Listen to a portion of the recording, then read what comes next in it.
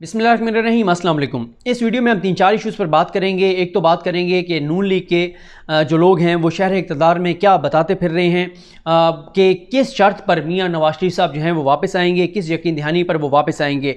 दूसरा हम बात करेंगे कि इसहाक़ डार साहब ने ज़फ़र नकवी साहब को उनके यूट्यूब चैनल पर एक इंटरव्यू दिया है जिसमें उन्होंने एक बहुत बड़ा इंकशाफ किया है। वो बड़ा इंकशाफ क्या है वो आपके सामने रखूँगा। और तीसरा हम बात करेंगे वो पॉलिटिकल चीज़ों से हटकर है, राशिद लतीफ़ मेडिकल कॉलेज के ख़िलाफ़ सुप्रीम कोर्ट से रजू किया गया है, जिसमें ये बताया गया है कि राशिद लतीफ़ मेडिकल कॉलेज की जानिब से सुप्रीम कोर्ट के फैसले की खिलाफवर्जी की जा रही है और बच्चों से ज़्यादा फ़ीस जो है वो ली जा रही है। मेरा ख्याल है कि बाकी भी मेडिकल कॉलेजेस अगर जिसमें भी फ़ीस ज़्यादा ली जा रही है उन वालदैन को सुप्रीम कोर्ट से रजू करना चाहिए।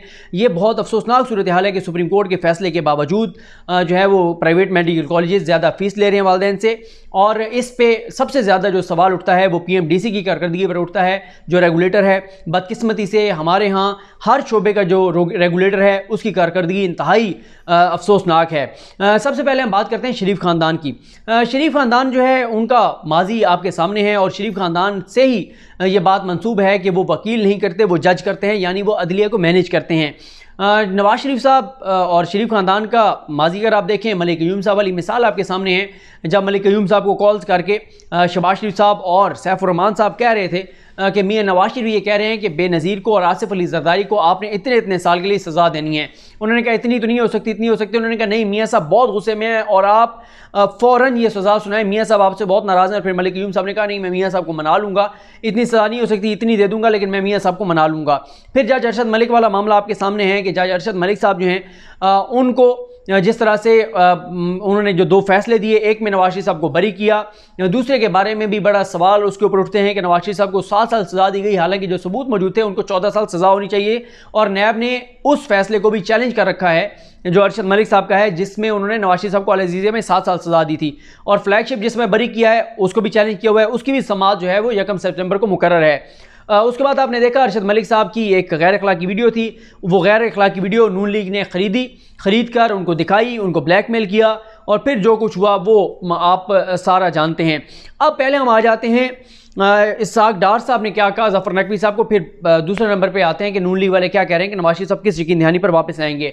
इसहाक़ डार साहब ने ज़फ़र नकवी साहब को इंटरव्यू में ये कहा कि जब नवाज शरीफ साहब के ख़िलाफ़ जो है वो फैसला आया और नवाज शरीफ साहब जो है वो अपनी बेटी के साथ वापस आए, जब नवाज शरीफ साहब के खिलाफ एवनफील्ड का फैसला आया तो वो अपनी अहलिया के पास थे लंदन में। तो वो ये कहते हैं कि नवाज शरीफ जब वापस नवाज शरीफ को आना था, और मैं आपको यहाँ पर ये भी बता दूँ, ये हर बार ये नून लीग दावा करती है कि देखें जी नवाज शरीफ वो इनकलाबी लीडर हैं जो अपनी बीमार अहलिया को छोड़कर आ गए थे। अल्लाह के काम है, सब ने इस दुनिया से जाना है। उनकी जो ज़िंदगी लिखी हुई थी उनकी अहलिया की कुलसूम नवाज़ साहिबा की, अल्लाह ताला उनकी मग़फ़िरत करे, उनके दर्जात बुलंद करे। तो वो ये कहते हैं कि वो उनको छोड़ कर आए। तो देखें कितना बहादुर नवाज शरीफ है कि वो अपनी बीमार अहलिया को वहाँ पर छोड़ कर आ गए। हकीकत यह है कि अगर नवाज शरीफ साहब ना आते, सरेंडर ना करते, तो नवाज शरीफ साहब की अपील जो है वो समाअत उसकी नहीं हो सकती थी, उसको वो चैलेंज एहतसाब अदालत के फ़ैसले को नहीं कर सकते थे। और अगर एहतसाब अदालत के फ़ैसले को वो चैलेंज ना कर पाते इस्लामाबाद हाई कोर्ट में, तो वो जो फ़ैसला था एक माह का वक्त था, 1 माह के अंदर अंदर अगर उस फैसले को चैलेंज ना करते मियां नवाज शरीफ एहतसाब अदालत के फ़ैसले को इस्लामाबाद हाई कोर्ट में, तो 1 माह बाद नवाज शरीफ साहब का वो फैसला एहतसाब अदालत का वो हमेशा के लिए बरकरार रहता और उसके बाद वो उसको चैलेंज नहीं कर सकते थे। और उसके बाद नवाज शरीफ साहब जो हैं वो जो उनको अब रिलीफ मिले हैं इस्लामाबाद हाई कोर्ट से, ये रिलीफ वो कभी भी ना ले सकते। तो ये कानूनी रिक्वायरमेंट थी, उनकी मजबूरी थी आना, इसलिए वो आए थे। लेकिन इसहाक़ डार साहब ये कहते हैं कि उस वक्त नवाज शरीफ साहब को कुछ लोगों की जानिब से ये कहा गया, और इसहाक़ डार साहब की अगर आप वो वीडियो सुन लें ज़फ़र नकवी साहब के चैनल पर, तो उसमें इसहाक़ डार साहब ने वाज़ेह ये इशारे दिए कि जैसे उनको इस्टेब्लिशमेंट की तरफ से ये कहा गया था कि आप ना आएँ, नवाज शरीफ साहब ना आए, नवाज शरीफ साहब सिर्फ अपनी अहलिया की मेडिकल रिपोर्ट्स भेज दें और नवाज शरीफ साहब की जो अपील है वो कब मंजूर हो जाएगी, यानी वो जो एहतसाब अदालत का फैसला है उसके खिलाफ वो जो अपील है वो सबमिट हो जाएगी, वो समाअत के लिए मंजूर हो जाएगी। तो नवाज शरीफ साहब जो हैं वो ना आएँ। इसहाक़ डार साहब कहते हैं कि शायद उन्होंने खुलूस में सिंसियरिटी के साथ ये मशवरा दिया हो, ये ऑफ़र की हो, लेकिन नवाज शरीफ उस वक्त आ गए थे। लेकिन इससे 2 सबक जो है वो हमें इसके 2 नतीजे हमारे सामने आते हैं। पहली बात ये कि शरीफ ख़ानदान बहरहाल कुछ उन क़ुव्वतों के साथ राब्ते में था जिनको वो यहाँ पे गालियाँ दिया करते थे, सड़कों पर निकल के उनको बुरा भला कहते थे, उनके साथ लड़ जाने और डट जाने की बात करते थे, उनके साथ इसका मतलब है कि मियाँ साहब उस वक्त भी राब्ते में थे जब वो लंदन में मौजूद थे। दूसरा इससे जो एक नतीजा ये भी निकलता है कि नवाज शरीफ साहब जो हैं वो जोड़ तोड़ अदालती मामलात में करते रहते हैं। अब जो नवाज शरीफ साहब के जो लोग हैं नून लीग के, वो ये कहते हैं कि मियाँ साहब सिर्फ एक शर्त पर जो है वो पाकिस्तान आएंगे, और वो ये होगी कि अगर उनको ये यकीन दहानी कहीं से करा दी जाएगी कि नवाज शरीफ साहब जो हैं उनको उनकी अल अज़ीज़िया में ऑन मेरिट जो है वो बेल हो जाएगी। पहले ये टेक्निकल एक मामला है कि नवाज शरीफ साहब की पहले जो बेल हुई है अल अज़ीज़िया में वो मेडिकल ग्राउंड्स पर हुई है। एक होते हैं मेडिकल ग्राउंड्स के ऊपर बेल ज़मानत, दूसरी होती है मेरिट के ऊपर। मेरिट के ऊपर क्या होती है? मेरिट के ऊपर ये वो मेरिट नहीं है कि आप कहते हैं कि फ़लाँ की जो है वो जो नौकरी है वो मेरिट पर हुई है, फ़लाँ ने ये काम मेरिट पर किया। नहीं, अदालती ज़बान में मेरिट्स पर मुराद ये है कि नवाज शरीफ साहब ने दो तरह की दरख्वास्तें की हुई हैं अल अज़ीज़िया केस में। एक उन्होंने की हुई है मेन अपील। उस मेन अपील में उन्होंने ये कहा हुआ है कि एहतसाब अदालत का जो फैसला है, एहतसाब अदालत का फैसला गलत है, और एहतसाब अदालत के फैसले को कलअदम करार देते हुए मियां मोहम्मद नवाज शरीफ साहब को बाइज़्ज़त बरी कर दिया जाए। यह है मेन अपील। मेन अपील के ऊपर जब जो फैसला होता है वो पूरे दलाइल सुनने के बाद, पूरी लंबी समातों के बाद आता है। दूसरी जो उनकी दरख्वास्त है वो मेरिट पर है, मेरिट्स पर है। मेरिट्स पर यह है कि नवाज शरीफ साहब जो हैं वो जब तक आप उनकी मेन जो उनके नवाज शरीफ साहब का मेन जो केस है, मेन अपील जो है, जब तक आप उसको नहीं सुनते तब तक नवाज शरीफ साहब की सज़ा जो है वो मुअत्तल कर दें। ये उनकी दूसरी दरख्वास्त है। ये जो मेडिकल ग्राउंड्स वाली है ये तीसरी उनकी दरख्वास्त थी, ये अलग थी, उसमें उनको रिलीफ मिल गया 8 हफ्ते के लिए। ये दूसरी जो अब है उनका, वो यही कहेंगे, या वो ये कहेंगे कि मेन अपील आप फिक्स कर दें और आप मेन अपील को सुने, क्योंकि पहले भी ऐसे हुआ था, अदालत ने मेन अपील को फिक्स कर दिया था, लेकिन मेन अपील में फिर मामला आ गया था जज अरशद मलिक के वीडियो स्कैंडल वाला। अब भी ये हो सकता है कि अदालत पहले जो है वो ईसी को देखे, जज अरशद मलिक वाले मामले को, लेकिन अब जो इम्कान है वो यही है कि यकम को जब समाअत होगी तो सबसे पहले नवाज शरीफ साहब के स्टेटस के बारे में पूछा जाएगा।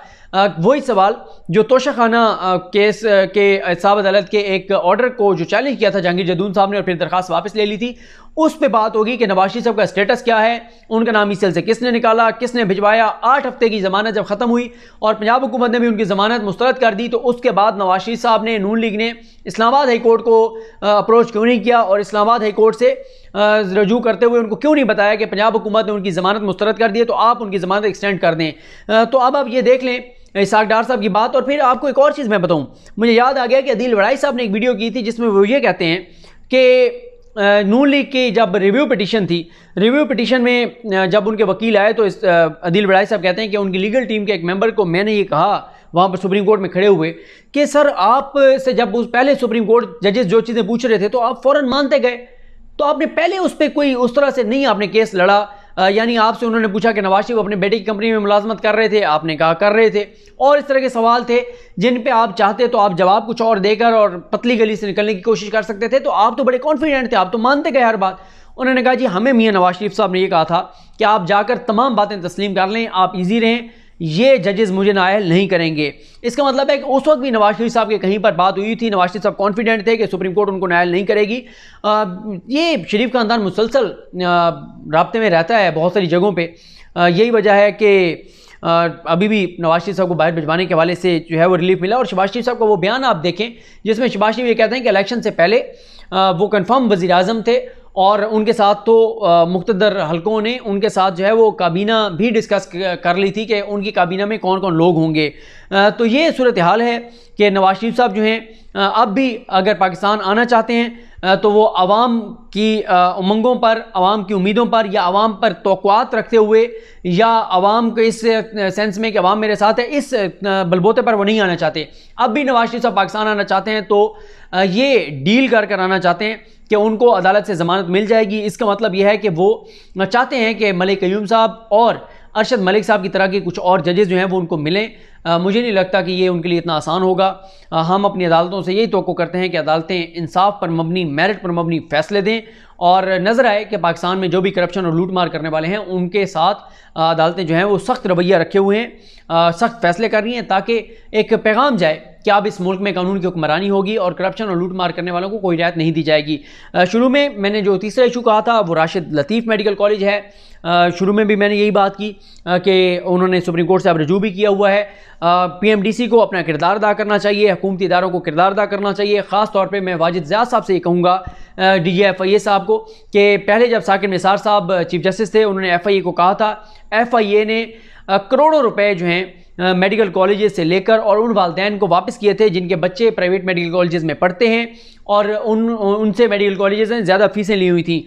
इस हवाले से सुप्रीम कोर्ट का फैसला मौजूद है कि कितनी फ़ीस ली जा सकती है। उस फीस से इजाफी फ़ीस जो मेडिकल कॉलेजेस ले रहे हैं उन मेडिकल कॉलेजेस को मेरा ख्याल है कि उनके खिलाफ सख्त कार्रवाई होनी चाहिए। और अगर पाकिस्तान के अंदर सुप्रीम कोर्ट जो सबसे बड़ी अदालत है उसके फैसले की भी खिलाफ वर्जी होगी और PMDC हो या ख़ास तौर पे PMDC की जिम्मेदारी है, PMDC अगर इस चीज़ को भी रेगुलेट नहीं कर सकती, सुप्रीम कोर्ट के ऑर्डर्स को इम्प्लीमेंट नहीं करवा सकती और उसकी वायलेशन को नहीं देख सकती, तो फिर PMDC जैसे इदारे में बैठे हुए लोगों का, जो मौजूदा लोग हैं, उनके बैठने का कोई जवाब बाकी नहीं बचता।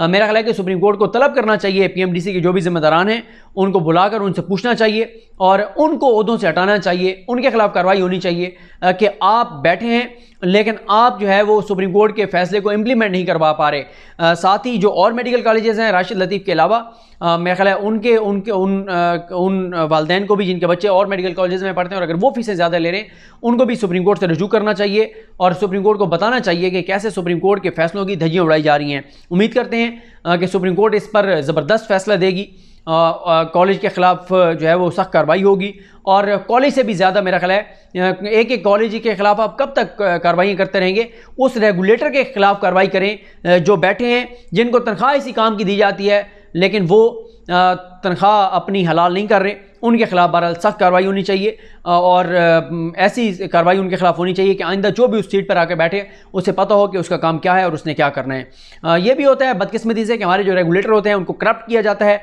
जो रेगुलेटर्स हैं हर इदारे से मुतल्लिक़ जो रेगुलेटर हैं उनको करप्ट किया जाता है, उनको हिस्सा बकदरे जुस्सा दिया जाता है और उनको जब हिस्सा दिया जाता है तो फिर वो आंखें बंद करके बैठे रहते हैं। मैं ये नहीं कह रहा कि PMDC को इस केस में भी पैसे मिल रहे होंगे, लेकिन बहरहाल इसकी तहकीकात ज़रूर होनी चाहिए कि रेगुलेटर क्यों अपना काम जो है वो नहीं कर रहा। मुझे अपनी दुआ में याद रखें। अल्लाह करीम हम सब का हामी नासरो। अल्लाह हाफ़िज़।